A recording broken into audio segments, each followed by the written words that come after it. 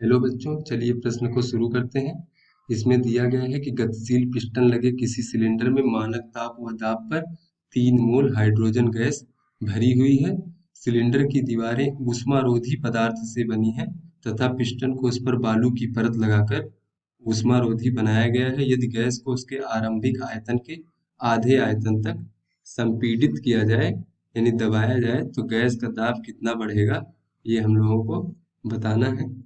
चलिए इस प्रश्न को हल करने से पहले इसकी मूल अवधारणा जान लेते हैं।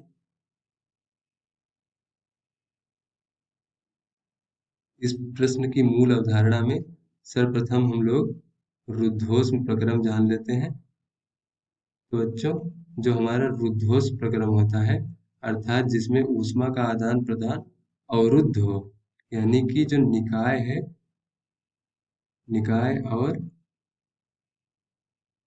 परिवेश के बीच में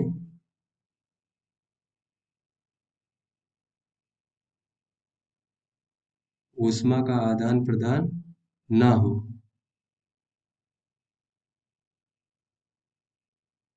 तो उसे हम लोग रुद्धोष्म प्रक्रम कहते हैं। बच्चों, रुद्धोष्म प्रक्रम की अवस्था में जो गैस का दाब और आयतन में संबंध होता है वो ये होता है पीवी की पावर गामा बराबर नियतांक। जहाँ पे जो हमारा गामा है वो गैस की दो विशिष्ट ऊष्माओं का अनुपात होता है।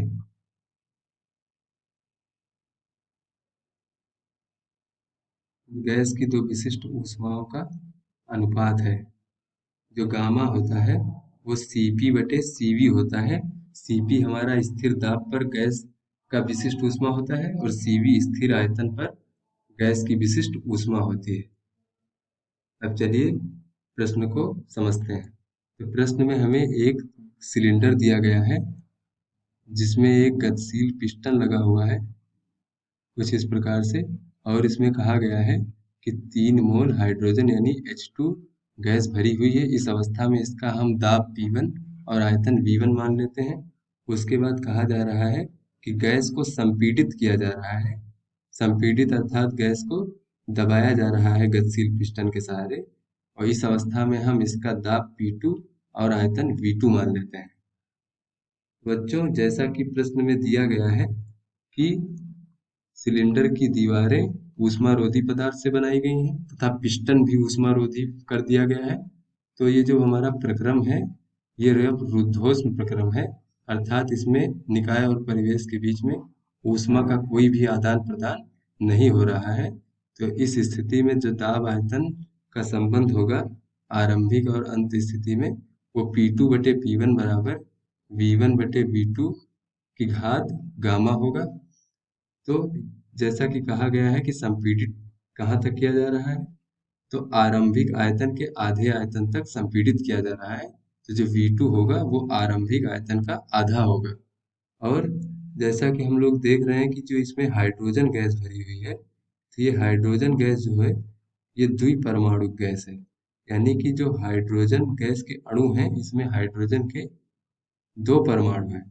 और द्विपरमाणुक गैसों के लिए जितनी भी 2 परमाणु गैसें होते हैं उनके लिए गामा का मान 7/5 होता है। इसे हम लोग 1.4 भी लिख सकते हैं।